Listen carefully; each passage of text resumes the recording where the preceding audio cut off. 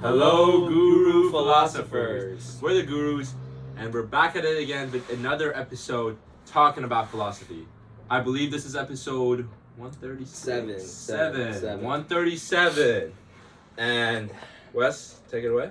My name is Wesley. This is my co-host Aryan, and we're gonna do a little bit of a deeper dive into some more philosophy today. We're gonna talk about Rousseau and John Locke.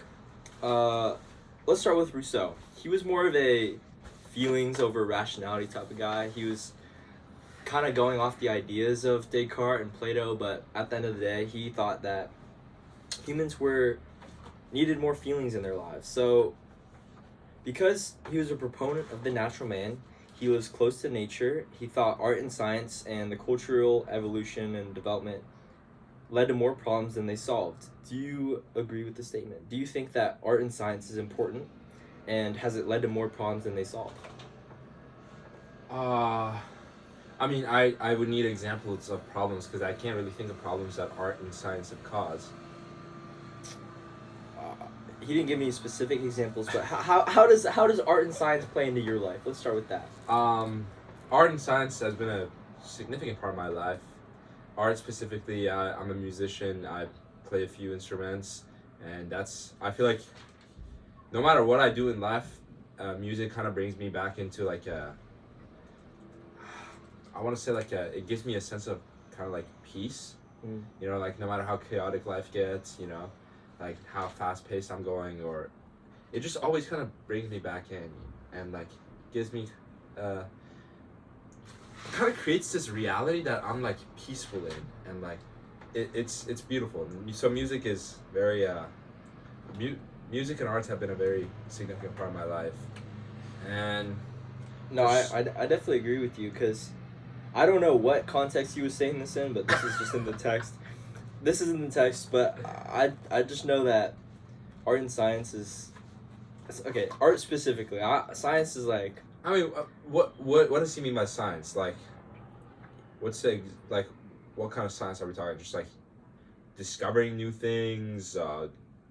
He just felt that art and science, in essence, cultural evolution and development, led to more problems than they solved.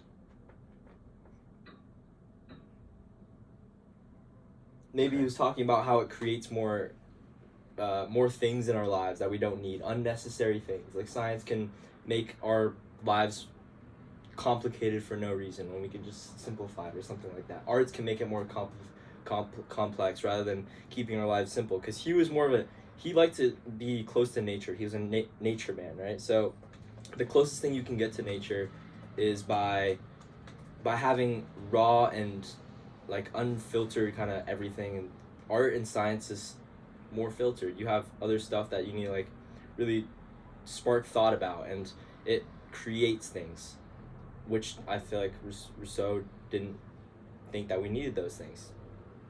I think that was maybe along the lines of why he said that. You disagree? No. You think it creates problems in our lives? I like I said, it needs way more context, but no, in my opinion, I don't see it creating more problems than, I guess, benefits. Okay, I can see that. So, okay, another thing was that he also talked about how we have a class-based system, and the accumulation of wealth is sort of blown out of proportion. And compared to back then, when it was simpler, he would compare it to tribes. Tribal groups were able to avoid social classes and the accumulation of wealth. They just wanted to survive. They wanted to be happy with their tribe. But now, as a society as a whole, we've created systems where wealth can purport you all the way to the top of the ladder, and it's over everybody. It's not just your tribe anymore. So wealth matters a lot more. And I guess, what are your thoughts on going back to like tribes?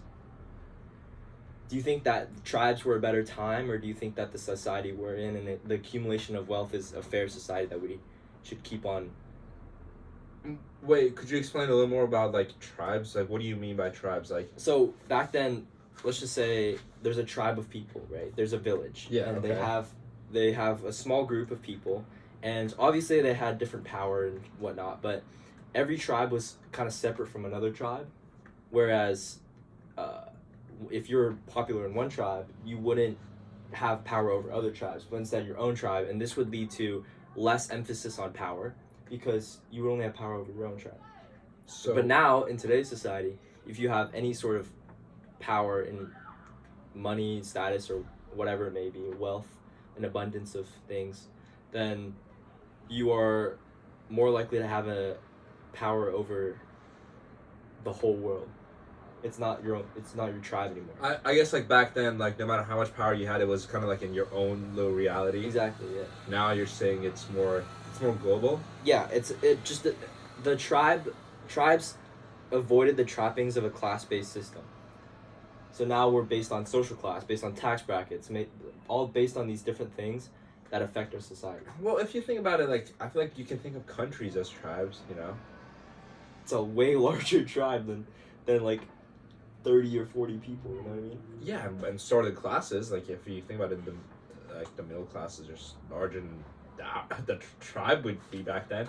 I'm just saying. I feel like tribes still do exist. It's just they're changed and like you said but I guess a middle class family, like looking at wealth wise, like in US would have more I guess power than or more influence than a middle class family in, I don't know, Venezuela, like for example. I guess that is the case. Yeah, but Rousseau was just talking about how it's kind of just led to more problems. The class introduction. Class introduction compared to tribes back then. How it was a lot simpler. He just wanted like a simpler life for everybody. He wanted everyone closer to nature, and he was all about feelings. Yeah, but I feel like Rousseau nowadays it's just everything's way more global, especially with the internet and all this like technology, technological advancements. Okay. Yeah. I think everything's just like way more connected. So it's kind of inevitable. I feel like, and sure, yeah, maybe Rousseau is right. Maybe it's better for us to be in touch with nature, more in touch with nature. I especially think that I really hate being on my computer and my phone at all, but it is necessary to kind of still be in contact with the world during this age. You know, for school, for anything, it's necessary to be in contact, like with the internet and like all this tech. And I don't think it would be bad if he, took some time to kind of go back to our roots, but do you see it in a way how where the majority of the people who have the power kind of like run the whole entire world now as compared to back then when if you had a lot of wealth you would only rule a certain amount because of the technological advancements. Yeah. It allows for these people to have more power and more influence over a larger span of people. Do you see that as a problem or do you think it's fine? I mean, I feel like it doesn't make any difference. Interesting. Why? Like, okay, let's say you're in a tribe, okay? Someone, like the big guy in your tribe has more power than you. What's the difference if that big guy now has more power than you in this kind of society? Just because they have more power over a bigger region, I don't think that makes it different, It's kind of like you're taking what was back then and you're scaling it larger. Like you're taking one tribe and making it the only tribe that exists. If you're okay with the systems of how that tribe works, then you should be okay with kind of how this works. I guess because what I was thinking is if you have a larger span of control and everybody kind of falls under this one category, instead you said it's a lot larger scale. For example, the U.S. We're under one government. You no longer have the freedom. I don't know if you had the freedom before as a tribe to leave. I mean, it's harder you can move countries and whatnot, but not everybody has the freedom to do that. So if you're stuck in a country, per se, and you're not able to leave, then... Well, I don't see why... I don't see how leaving your tribe could be like, I guess... leaving back then, like I don't think people like really left their tribes for another tribe that often, you know? Mm-hmm. I think those are more outliers. And like you said, there's still like you can move countries, but Yeah. since like the power is kind of like globalized right now, it's like the U.S. still like would influence you if you went somewhere else. Yeah. I can see that. I don't know if it's a good thing or a bad thing, but I feel like if whatever you think of the tribe system, you should think of it the same for this, because I feel like this is just like a way bigger tribe. Way bigger tribe.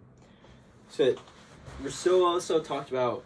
Well, this is kind of the same, but a little bit different. He was a large proponent in Romanticism. You know what Romanticism is? It's an era, but I would love to know more about it. Essentially, it's just embracing kind of. It's the same thing. More feelings and. Okay, I'll give the example. So. Hold on one second.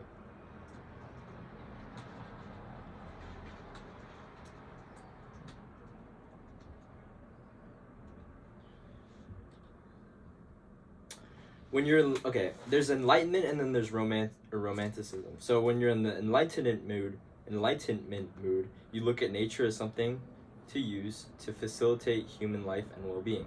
If you're in the romantic mode, you look at nature as something to enjoy and appreciate for its own sake. So, does that kind of make sense? Wait, sorry. If you're in a romantic mood, what? You look at nature as something to enjoy and appreciate. But if you're in an enlightenment mood, what is it? You look at nature as something to facilitate human life and well-being. So it's kind of like using nature instead of appreciating nature. Okay. So my question to you is, what are some areas in your life where you can find some more romantic sensibility? Just appreciate more? Yeah.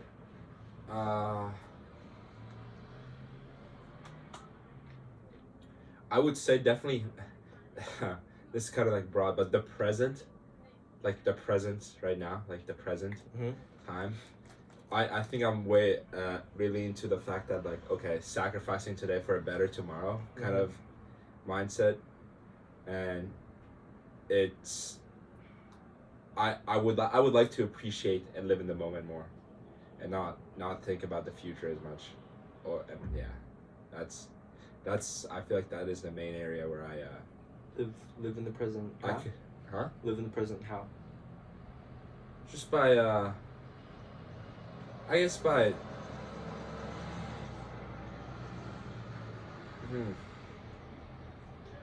being with people more, being more sociable, like just kind of like taking some time to like just like think about like what moment the moment I'm in right now, because I feel like all I'm just thinking about right now is, okay, what am I gonna do next? What am I gonna do tomorrow? How am I gonna do this, that, and all this other stuff? Like, how do I keep up with my programs?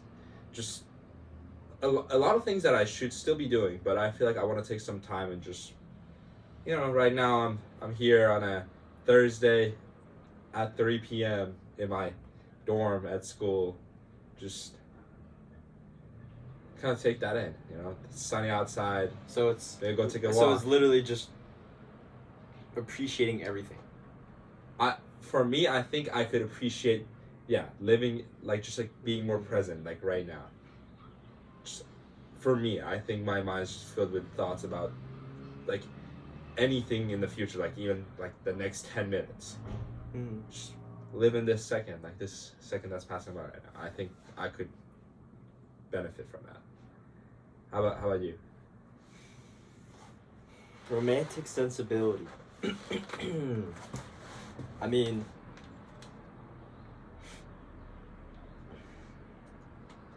definitely part of that. I'm similar in that way, where I like to think of the future. I'm always thinking about the future. And it's the same answer though.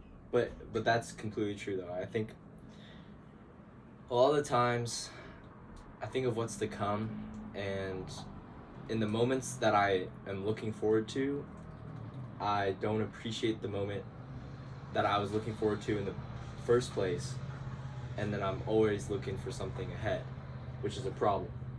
I don't know how it's affecting me, but I know it's affecting me somehow. And I don't know how to fix it, but I don't know if it's a way of thinking. I don't know if it's a deep-rooted issue. Maybe I have to do some pondering and sit down and just think or something. Maybe read a book. Maybe read about stoicism. Or I don't know. But yeah, I say same thing. Living in the moment. Appreciating what's around. Yeah, no, I feel like I'm always trying to like think steps ahead, and it's good. That's necessary. You have to think about those stuff, but maybe not prioritize it as much as I'm doing right now, and prioritize the current step I'm taking, one step at a time, kind of thing. How are you gonna change your? It's kind of like a mindset shift though. It's maybe Because like it's a way of life. I've been thinking about incorporating meditation into my daily routine, just because I feel like we're surrounded by so much chaos just all around us. Any kind of we're surrounded by so much around us, and just take 10 minutes maybe like every night before I go to bed. Just So do you think it's the environment mostly, the college campus that affects your no. your romantic sensibility, or do you think it's a deep rooted thing that you need to figure out for yourself? Because I feel like You asked what steps I would take, and I was gonna say probably first step I would take is just like take 10 minutes of my day and just reflect on the day I had, just what I did and stuff like that. Just kind of like take it in, because like if I start to think about like what I had for lunch 3 days ago, it's kind of hard to think about that, or like exactly what I did 3 days ago. I can't really, I have to sit and think about, okay, what did I do? And I can't even recall every moment of that day. I can tell the big things, but I feel like that's what I would do. Meditation would definitely be the first step I would try and incorporate. I see. Honestly, now that I think about it, I think if I wasn't to copy your answer, I think relationships. Because it's easy to overlook the importance of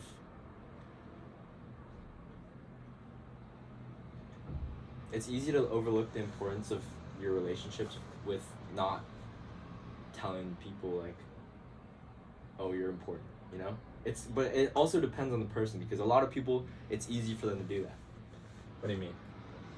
I think it's an EQ kind of thing. What are you saying for your relationships? Just appreciating relationships more. Yeah. I mean, just telling a person like you care about them. Yeah, That something kind of like stuff. that, or just showing it somehow, or caring. Taking things not for granted. Exactly. But for people. But for everything, for me, I feel like I take so many things for granted. Like what? The present, bro. Like take the present for granted? Yeah, cause what if I keep being in this mindset, like sacrifice today for better tomorrow, like one of these todays is gonna be my last. Yeah. But how does that make you underappreciate your today? No, it doesn't. That mindset doesn't necessarily do that. But I feel like the way I'm incorporating that in my life, it does that for me. Like, it's not like a choose one kind of mindset. I feel like it's possible to have both. Right now, I'm only prioritizing one, which I do not like. So I'm gonna try and change that. Do you get what I'm saying? No, you have to explain that. Okay. I'm not saying you can't like sacrifice today, like you can't have a better tomorrow, and you have to choose between a better tomorrow or a better today. I'm not saying you have to choose between those two. Okay.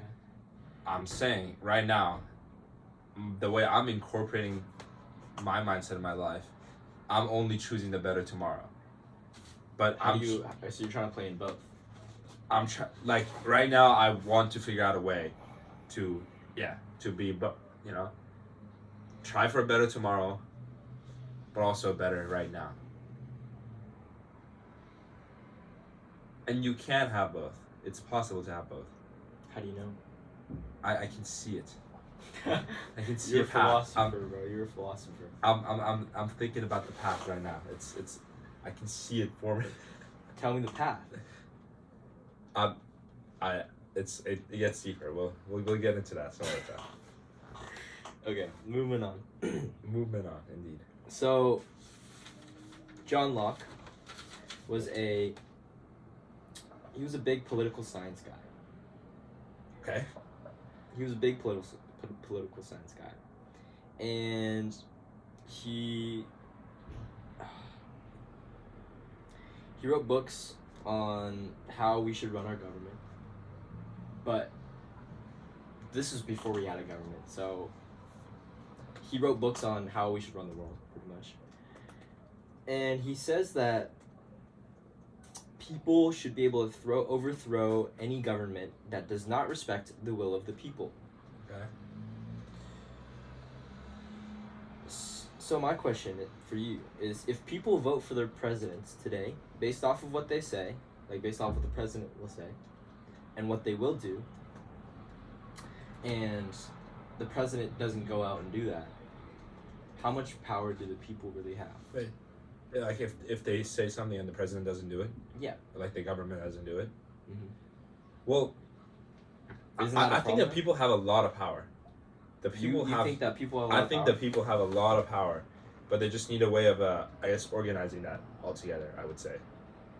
Why do you say that? Just, dude, because without us, like, without the people, there is no government. Like, who are you governing if there aren't? Like, if but there's always going to be people, though. What do you mean? Like, there's going to be always people to govern? There's always going to be people who will...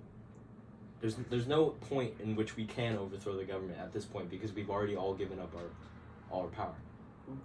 No. What are you talking about? Because, okay, if we're talking about an issue, like, let's say abortion, okay, where there's a certain people who believe in it and certain people who don't, okay, like it's a closed debate, okay, then that's not something like, oh, we can't overthrow it because of our government. Okay, maybe they have a heavy influence. I admit that, but that's just because the people are also split up on the matter.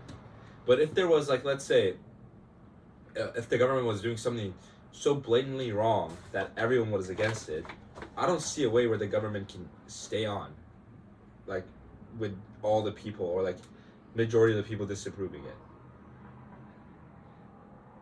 You don't think we've had a scenario in which most people don't disagree with, and then it still happens? Most people don't disagree with it, or disagree with, and then it still happens, and then the government just doesn't, nothing happens? But there... Like World War One. Most people did not want to engage in World War One, but it ended up happening. What do you... explain a little more about... I don't know about the cause of World War One started that well. Or maybe it was the war of Vietnam. It was one of the... It was not World War One. Okay, Vietnam makes more sense. It is Vietnam. No, but listen. Okay, I'll give you an example. Like Iran. Okay, right now, the government is very oppressive. Okay, and I would easily say majority of the people don't want the government. Okay, like I would say close to maybe like 70-80% of the people don't want the government. But the 20% that want the government, they have guns. Okay, they have like literally a lot of physical power. Okay, but there's been protests for like so long now, and each protest, okay, each movement that gets created, is just more and more people that are joining the majority side. Okay, I have a question. How long has this been going on? It's been going on for like 30 years, okay? It's been a while, okay? Like 34 years. But I'm telling you, like 40 years, it started with nobody, like it started with like everyone being on the, like majority being on the government side, and it's slowly been shifting over time, okay? I'm not saying it's like an easy thing to do. Maybe I'm really optimistic, okay? And maybe I want the shift to happen. But I think it's possible in the hopefully near future, okay, in my lifetime, that things they get overthrown. Yeah. Okay, but then also you got to think about like people like if like let's say like another country intervened, okay, and the other country like joined like supported the 80% majority, okay, then the government would easily be overthrown, okay. Like I feel like people have the power to do this, okay, like because if there are no people, there is no government, okay. That's my thing. Like people have the power to overthrow the government. Is it hard? Is it time taking? Sacrifice have to be made? Yes, but it's it's not impossible. I feel like, okay, that was like an optimistic speech for Iran. But, we should post that to like the Iranian social media. Okay, but Flow through. Okay, but I feel like it's an illusion that, okay, what you just said, it almost feels like there's an illusion that the people have the power. Because you just said there's no government without people, so the government needs the people, and it almost feels like that there's an illusion being made that there is going to be a shift soon, but there isn't going to be a shift, and the government knows that, so they just keep the power in the end. But they need the people to be a government. yeah. Well, sorry, repeat that again because I don't understand that.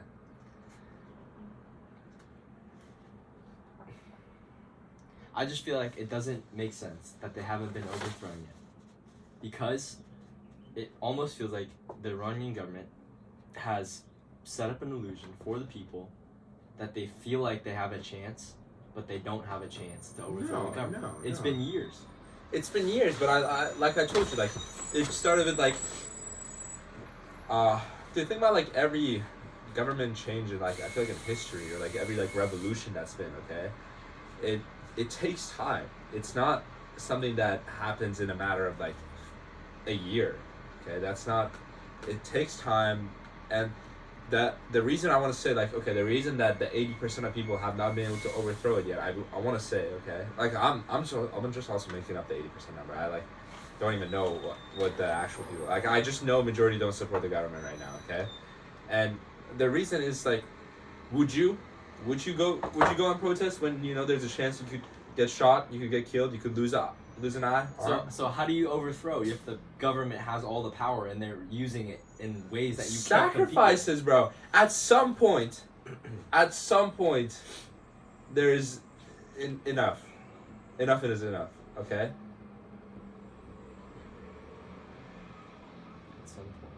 At some point, if enough people like I don't want to say if enough people like sacrifice themselves or like die, but I'm being very optimistic. At some point it ends.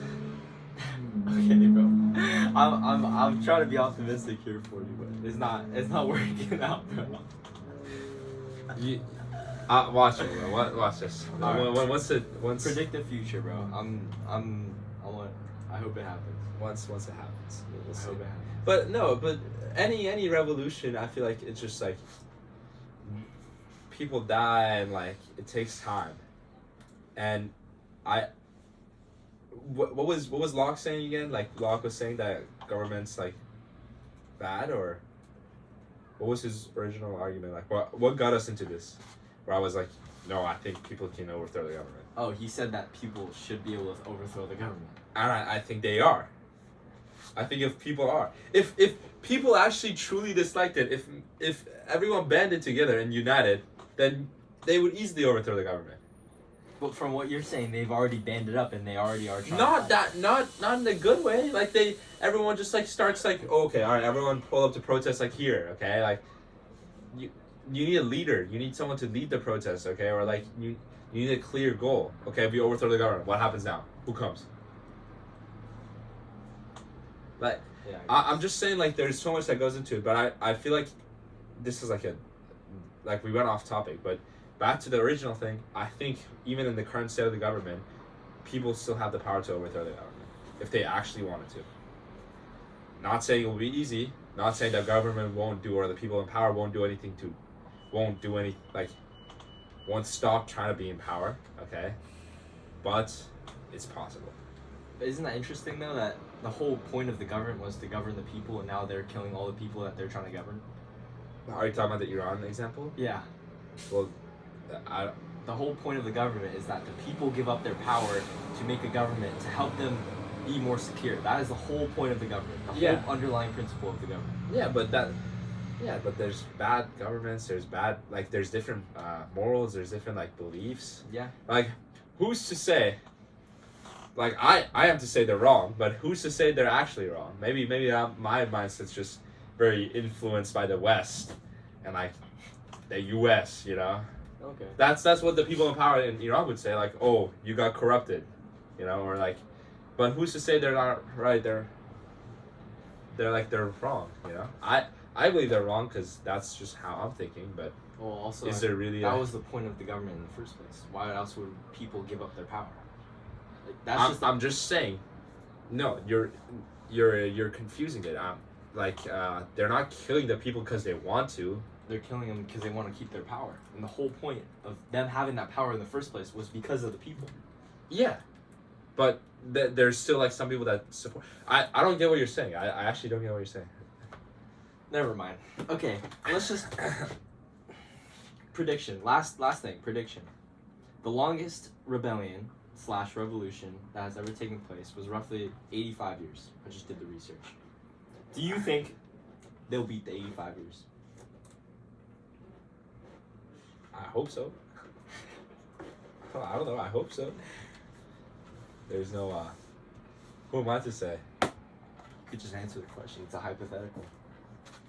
I want them to. Like I. Who knows? Maybe they'll beat it 86. 86. All right. That's the end of the podcast. Peace.